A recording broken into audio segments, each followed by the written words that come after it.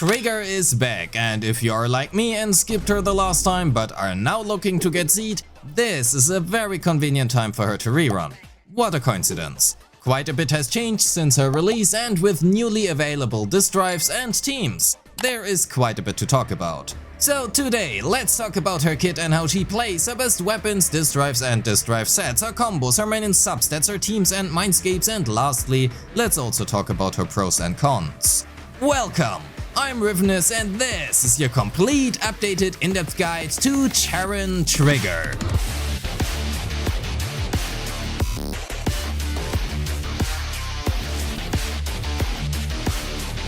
Trigger is an inactive electric crit rate based stun agent, and outside of not taking a lot of field time, she is fortunately really easy to play at the baseline. On the other hand, she also really wants her weapon because, well, she might as well not really be an agent without it, as there are still no other stun weapons which provide crit rate, and quite literally 50% of the buffs she can provide are locked behind her signature weapon. And before we have a look at her kit, LD Shop is a safe and reliable top-up site for your favorite games such as Zenless Zone Zero, Honkai Star Rail, Wuthering Waves or Genshin Impact. Created by LD Player, LD Shop offers you affordable prices, even up to 35% off, through official ways, and does not require any account credentials. Your server and UID are enough. Spend over $80 and you get to claim an internet membership for free every month. LD Shop is trustworthy, provides a fast delivery within minutes, and as you can see by the huge amount of positive reviews, it is also safe and reliable. Alice is about to leave, so go and claim your deals directly today before it is too late. Although Seed is coming soon, and the discount will be there when 2.2 launches as well. So go directly to ldshop.gg using my link in the description or pinned comment and save money today. Using my link you will receive a 15% off and a 5% off coupon. Thank you LD Shop for sponsoring this video, and with that, let's finally have a look at her kit. As most characters nowadays do, Trigger 2 features her own unique resource called Purge, and as per usual it is indicated right below her HP bar. Hold down her basic attack and Trigger enters the sniper stance, and she will continuously shoot during this. If Trigger is attacked while in this stance, she will also automatically trigger a perfect dodge and launch a counter attack, which can only trigger once every 8 seconds. Every shot and the counterattack will generate 25 Purge, which means after 4 shots we are fully charged and can stop holding down her basic attack, which will then trigger a finishing move, and following that a quick assist for our previous character. So what do we need Purge for in the first place? Good questions, and there are 2 answers to it. The first being whenever any active character uses a basic attack, dodge, counter, special attack, dash attack or quick assist, Trigger will then cast her Harmonizing Shot while inactive, which deals aftershock damage, inflicts daze and consumes 3 Purge. This Harmonizing Shot can be triggered a maximum of once every 3 seconds, and every shot consists of 4 instances of damage, which means that it can stack Ice J Teapot as well as Blazing Laurel surprisingly well. Spoiler, I guess. The second way of spending Purge is whenever another active character triggers a heavy attack with NEX special, assist follow-up or ultimate. She will consume 5 Purge to cast Harmonizing Shot Tartarus, which basically does the same as before, but stronger and with more visual clutter. Yay, it also says fire on screen. It is important to note every type of attack can only trigger this up to twice every 20 seconds, which means her Harmonizing Shot Tartarus can be triggered up to 6 times within 20 seconds. Realistically, however, this will usually be 4 to 5 times, since at least our DPS maybe wants to preserve their ultimate for the stun window. And while in theory this could make you run out of Purge, her EX special and ultimate exist as well, and they help with that. So let's talk about them next. Her EX special deals massive damage and daze at the cost of 60 energy, and her ultimate does as well. Except it doesn't cost 60 energy, but 3000 decibels instead. No surprises here. And both of them will also trigger a quick assist to the previous character at the end of the animation as well. More importantly, however, they will also both grant a buff to trigger called the coordinated support state. While trigger is in said coordinated support state, her harmonizing shot has no cooldown anymore, and it will be triggered whenever any active character does literally anything. This is actually only partially true because there seems to be an internal cooldown of at least 0.3 seconds. This buff lasts for 8 seconds or 4 harmonizing shots when obtained by her EX special, and will last for 12 seconds or 6 shots when obtained through her ultimate.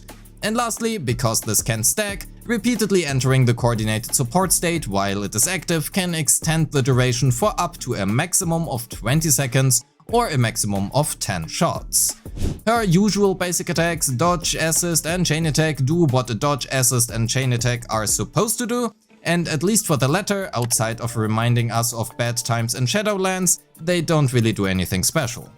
Her core passive grants us a 35% stun damage multiplier increase when she casts her harmonizing shots, and this multiplier will apply even when the enemy is not stunned, so I don't know why it's still called a stun damage multiplier. Anyway, that basically makes this a 35% undiluted damage multiplier outside of the stun window and results in an additional 23% damage multiplier during the stun window.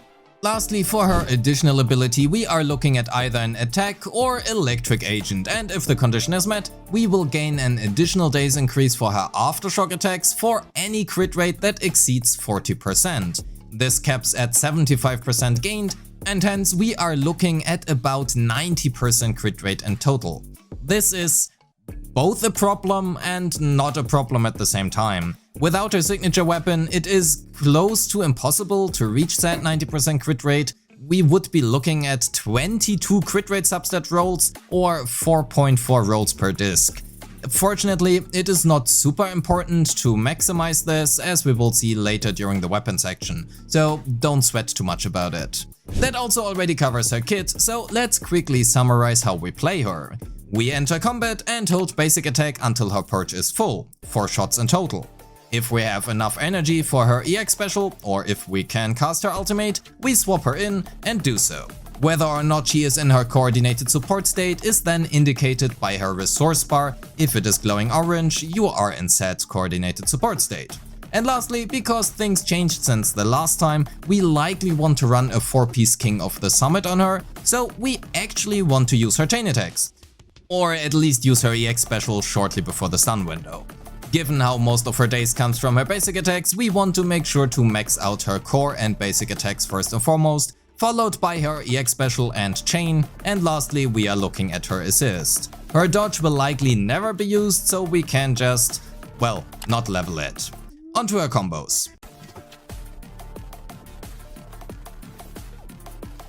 Quick shout out to Lin Null here for helping me out with Trigger and proofreading my script. He knows much more about Trigger than I do, that is for sure. Check out his awesome content over on his channel if you are into in-depth min-maxing or simply want a second opinion, which is always a good thing. You will find a link in the description. Let's begin with how to play Trigger at a very basic but definitely sufficient level. For our opener and to fill up our purge, we hold her basic down until her purge is full, then either swap her out directly or we simply wait for the quick assist. Personally, I find the time until the quick assist triggers to be a little bit too long, so I usually switch directly instead of waiting for the quick assist. However, both work. The same can be said for EX special, and we can either really just cast it and use her provided quick assist, or swap cancel the EX special since the animation is honestly quite long. Regardless, however, if you are playing Trigger with a 4-piece Estful voice, all of this becomes much more interesting, as we now definitely want to use the quick assists. This also means we now want to utilize her sniper stance much more frequently, and in fact, if you are quick enough, a single sniper stance can trigger 2 quick assists at once. Hold down the basic attack to enter the sniper stance and then let go to trigger the quick assist. The moment this quick assist triggers, we use it and instantly switch back to trigger. Because the sniper projectile lingers for a while, we can now instantly switch back again and get a second quick assist out. Since the quick assist from her silence shot can only be triggered once every 25 seconds, this gains immense value when playing with Estful voice. This is honestly a little bit tiresome to play, at least for me, but if you're looking to min-max S2 voice decks, it is a fantastic tag. Let's talk about her weapons. When running a 4-piece King of the Summit, her signature is her best in slot in both terms of damage as well as days, at least in regards to team damage. Well, Trigger does not really have many buffs, in fact she only has one, so her signature is kind of half her kit. I usually don't like to say this, but if you intend on getting Trigger, I would highly recommend getting her signature as well. Regardless, however, if you don't, Blazing Laurel, Fossilized Core, Hellfire Gears or even Ice J Teapot are her next best options, with all of them being just slightly below her sig, at least in terms of days. With her signature, a 4-piece King of the Summit is her best choice, with a 2-piece Woodpecker being the most convenient to hit the 90% crit rate for her core passive. If you prefer slightly higher damage, however, or you already have enough crit rate substat rolls, either a 2-piece Astral Voice, 2-piece Dawn's Blossom will do their job as well, and a 2-piece Rockstar Disco works just as well for potentially higher days. A 4-piece Rockstar Disco brings the highest possible days, but overall lowers team damage by a significant amount, so I would not recommend it. If you do not run her signature, a 4-piece Shadow Harmony is one of her better choices, both in terms of damage as well as days, as it helps massively to get as close to 90% crit rate as possible, and as we can see, also changes her weapons. Lastly, a 4-piece Astral Voice is a great choice as well, but it is significantly harder to manage if played without Astra, and I would highly recommend you to learn the aforementioned Astral Voice Double Swap Quick Assist tech, however it is called, shown in the combo section if you decide to run this. As for her main stats, since her signature provides defense threat and pen ratio are negatively multiplicative, electric damage is the best choice for slot 5, with crit rate and impact in slot 6 being her best generic choices. As for slot 5, pen ratio and attack percent work as well, however, and pen ratio can come out ahead when you are not running her signature. As per usual, choose whatever has the better substats. Lastly, a tank percent in slot 6 is a significant days loss, but if you don't lose an additional stun window from this, it can be a valid choice. Lastly, as for her substats, focus on crit rate first and foremost until breakpoint, then crit damage and attack percent, and lastly flat attack and flat pen. And lastly, I also want to give a special shout out to anomaly proficiency builds on Trigger, specifically for AP teams such as with Miyabi, Alice, Yanagi or Vivian. In this case, focus on anomaly proficiency and attack percent first and foremost, and feel free to completely ignore any crit rate, as you will not have a core passive active anyway. Unless you play with Yanagi, in which case you can focus on AP and crit rate equally, albeit this is really difficult to build, so yeah. Her Mindscapes are interesting. M3 and M5 kind of just exist, give her more days, and her M4 and M6 give her more personal damage. So instead, let's talk about her M1 and M2. We can also get her M2 out of the way pretty quickly as well. It gives 24 crit damage to the team, and that is honestly pretty bad. Even Astra's skill gives more at 25%. Her M1, however, is worth talking about, especially in relation to her weapon. Trigger's M1 increases her core's 35% stun damage multiplier to a massive 55%, and that translates into approximately 15% more total team damage, for doing absolutely nothing compared to M0. It is probably one of the best Minds games we have had so far in terms of damage, and nonetheless it is still worse than her signature weapon, which gives about 20 to 25% more damage to the entire team. It is also noteworthy that her M1 increases not only days and damage, but also her anomaly application due to more frequent shots, so depending on your team, this Mindscape can gain even more additional value from this as well. TLDR being, her M1 and her weapon are both very good, but if you were to choose, her weapon has much more value than her M1, and the other 5 Mindscapes don't really matter. As per usual, spend reasonably, and if you do, don't spend money you don't have, or better, don't spend money on gacha games in the first place. Play some real games instead. Anyway, just because something is good, that doesn't make it necessary. Trigger is a very versatile unit and pairs very well with most attackers and also some anomaly teams. Just as Trigger is only half an agent without her signature, Soldier 0 NB is also only half an agent without Trigger. Due to Trigger's signature death threat, she also pairs extremely well with Nicole, but Astra obviously does well, as per usual. Trigger can also take Astra's spot in Evelyn Lighter teams or be paired alongside Astra and perform well enough, albeit Electric and Fire usually don't share weakness, at least up until now, and instead often resist each other.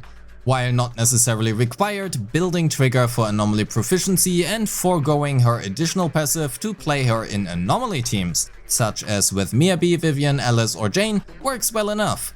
If paired with Yanagi in the third slot, such as in a Yanagi-Vivian Trigger team, Trigger does have her additional passive activated, and that means we should focus on AP and crit rate equally to at least guarantee 3, if not possibly up to 4 stuns versus special matchups such as UCC.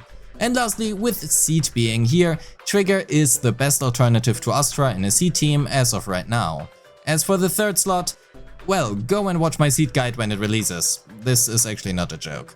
And with that said, let's end the video with her pros and cons.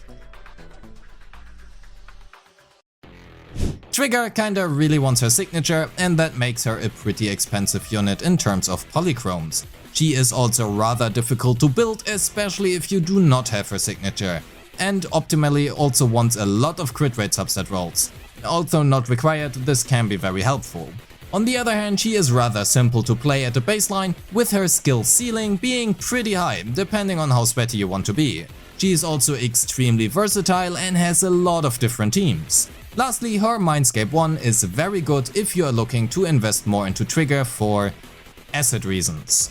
And with that, we are at the end of the video. Thank you so much for watching. Don't forget to like and subscribe, leave a comment on whether or not you are pulling for Trigger and her weapon, and join the Discord. Special thanks to my Patreon members who make this content possible. And this time also a special thanks to the Discord user Iniosity who provided their ZZZ account to me for recording footage. Because, well, I skipped Trigger. Thank you so much! And as always, I appreciate all of you and wish you a great day. Peace.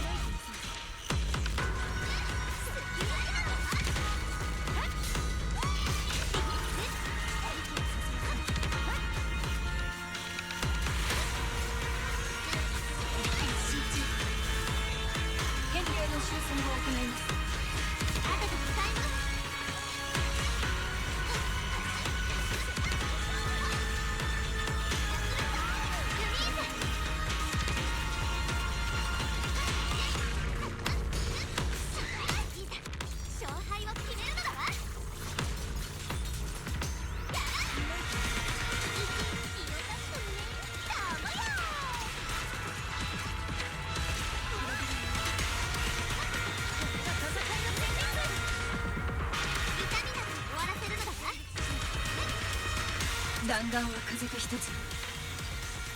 はい。